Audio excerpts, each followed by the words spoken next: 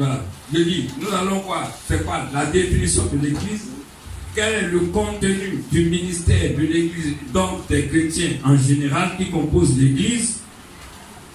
Et puis, troisièmement, est-ce que l'Église a pu se maintenir intacte, garder son intégrité, ou alors qu'est-ce qui s'est passé? Eh bien, il y a la naissance de sectaires, la prédication d'hérésie.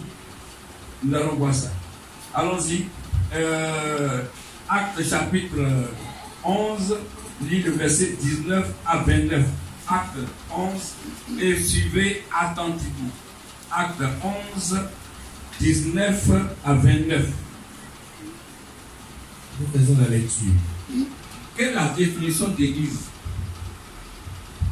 Dans l'opinion populaire, quand on dit église aujourd'hui, on voit quoi? Un bâtiment. Quand on dit église, on voit un bâtiment. Pour les catholiques, on dit quoi? Église, cathédrale, basilique.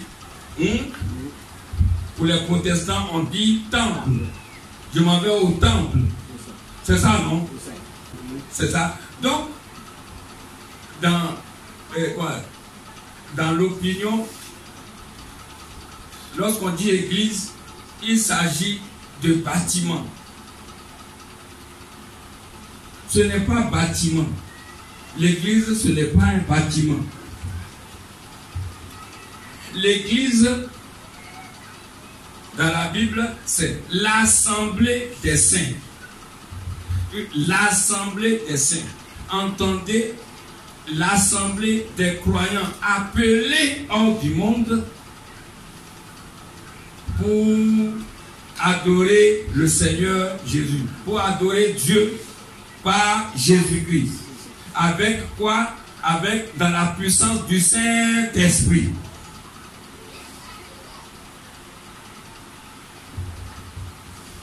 Donc, dans la Bible, l'église, ce n'est pas un bâtiment. Mais c'est les hommes. C'est la réunion des hommes. Et quel homme? Pas n'importe quel homme. Des hommes appelés. On a dit quoi? Des hommes appelés d'où? Hors du monde. Alors, lorsqu'on dit appelés, un autre terme, c'est que les élus, ils ont été élus par qui? Ils ont été élus par qui?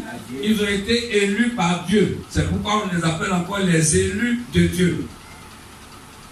Pour ceux qui ne le savent pas, le mot est apparu dans la Bible, dans le Nouveau Testament pour la première fois où Matthieu 16, allons-y. Matthieu 16. Matthieu 16. Philippe, Matthieu 16. Commence au verset 16. Simon-Pierre répondit, Fils du Dieu vivant. Le Fils du Dieu vivant. Oui. Jésus reprenant la parole, lui dit, Tu es heureux, Simon, fils de Jonas. Tu es heureux, Simon, fils de Jonas. Car ce ne sont pas la chair et le sang qui t'ont révélé cela, mais c'est mon Père qui est dans les cieux. Et moi, je t'ai dit... Maintenant, ça c'est verset 17. 18. Et moi, je te dis que tu es Pierre. Tu es Pierre. Et que sur cette pierre, je bâtirai mon église. Et que les portes du séjour des morts ne pourront point. Je bâtirai quoi? Mon église. Voilà l'endroit où le mot église est apparu pour la première fois dans la Bible, donc dans le Nouveau Testament. L'église n'existait pas. Il y avait à Jérusalem un temple. N'est-ce pas? J'ai eu l'occasion de vous montrer, vous enseigner ce que c'est qu'un temple. Aujourd'hui, Dieu ne réside pas dans un lieu. Alléluia. Dieu ne réside pas dans un lieu. Autrement, nous tous là, on serait toujours en train d'aller où? À Jérusalem pour adorer.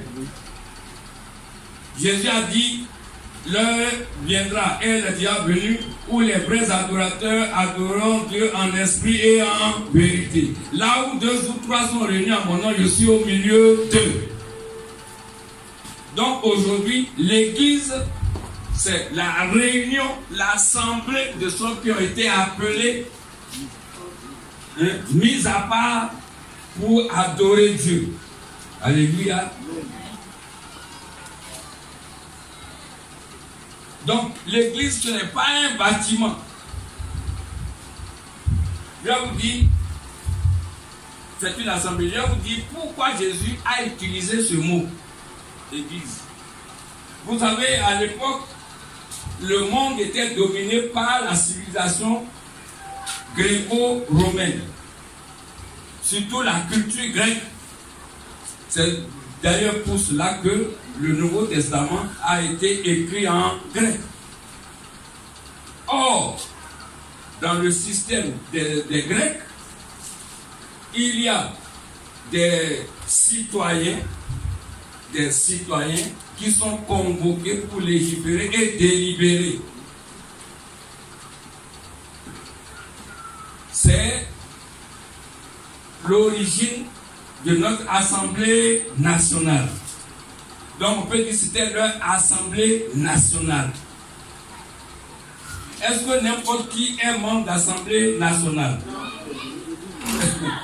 C'est pas n'importe qui. C'est qui?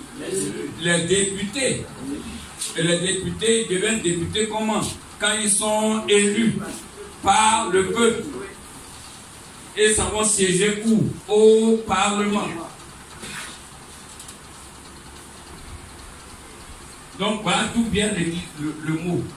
Il a utilisé une image connue des gens pour que les gens sachent ce que va être cette église. Cette église va être l'assemblée des élus, mais pas des élus du peuple, les élus de qui? De Dieu lui-même. Donc, toi, c'est pas le peuple qui t'a élu pour le représenter, mais c'est Dieu qui t'a élu pour le représenter où? Sur terre. C'est pas l'église est appelée ambassade. Et toi, tu es un ambassadeur, un représentant de Christ, de Jésus-Christ. Alléluia. Donc, aujourd'hui, la notion de temple, là, ça a changé. La Bible appelle aujourd'hui temple, ça dit où Dieu réside, l'assemblée de nous tous qui sommes là. Il dit, vous êtes le temple de Dieu. Mieux, chacun individuellement, si tu as Jésus-Christ, eh bien, il t'accorde le Saint-Esprit et ton corps est le temple du Saint-Esprit. Ça dit, Dieu réside en toi. Amen. Ça a changé ou ça va changer? Le temple, c'est toi, hein? 1 Corinthiens 6, 19. Ne savez-vous pas que votre corps est le temple du Saint-Esprit que vous avez reçu, que vous ne vous appartenez à vous-même, n'est-ce pas? Vous ne vous appartenez plus à vous-même, car vous avez été racheté à un grand prix. Glorifiez Dieu dans votre corps et dans votre esprit qui appartiennent à Dieu. Dieu réside aujourd'hui dans l'assemblée des saints et toi-même individuellement, tu es la résidence du Saint-Esprit, tu es un temple. Amen. Alléluia. Amen. Tu vois, je dis en dérision souvent des gens qui disent, bon, ils s'en vont se réunir quelque part, ils disent, bon, on va sanctifier ce lieu maintenant. On va sanctifier ce lieu maintenant. Sanctifier par quoi? Est-ce que le lieu là c'est un homme? On va sanctifier le sang de Jésus. On va sanctifier le sang de Jésus. Je couvre ce lieu du sang de Jésus. Mais non, toi-même tu es un saint. Et partout où tu arrives là, le lieu est sanctifié. Aïe.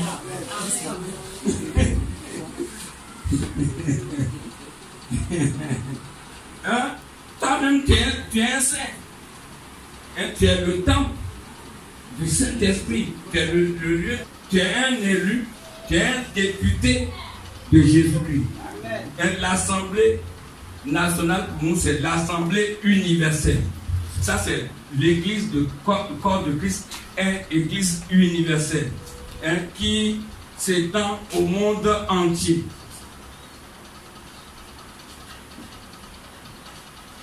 Alléluia. Puis, il y a la notion d'église locale. L'église locale, eh bien, c'est le lieu de réunion des membres de l'église universelle, c'est-à-dire des élus.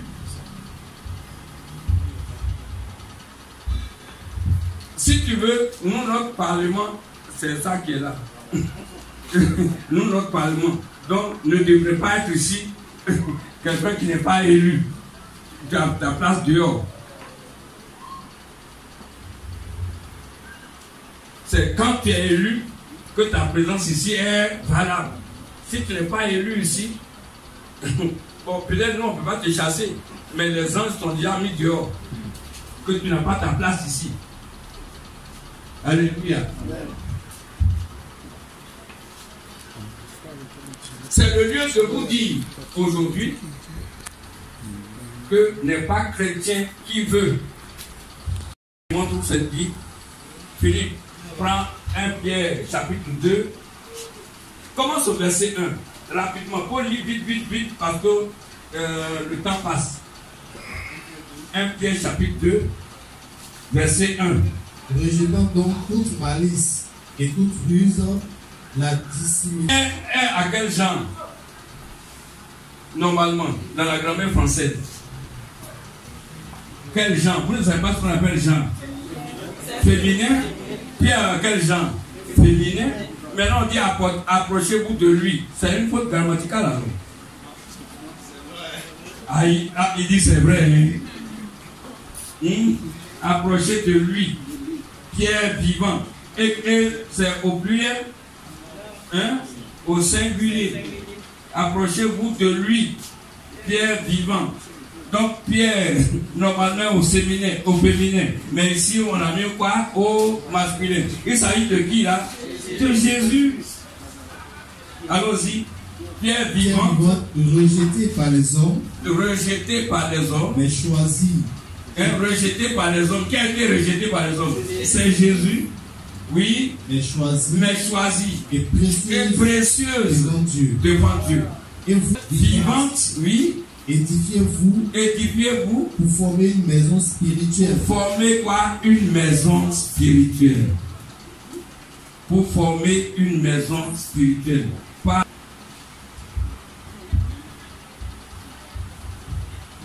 Amen. Tu as bien compris la définition de l'église. Pour montrer que tu es fatigué. Continue à lire. Former une maison spirituelle. Un saint sacerdoce. Un saint sacerdoce. Afin d'offrir des victimes spirituelles. Afin d'offrir un saint, une race élue. Tu as entendu le mot? Élu de qui? De Dieu. Un saint sacerdoce. Oui. Afin d'offrir des victimes spirituelles agréables à Dieu. Les victimes spirituelles agréables à Dieu. C'est-à-dire, quelle est cette victime? C'est moi-même. Offrez votre corps en sacrifice vivant. Romain. C'est ça, non? Donc, nous sommes l'église. C'est une race élue. C'est vous qui êtes élus. Vous formez l'assemblée, pas nationale, mais universelle. Vous êtes élus, vous êtes saints. Et le Saint-Esprit habite en vous.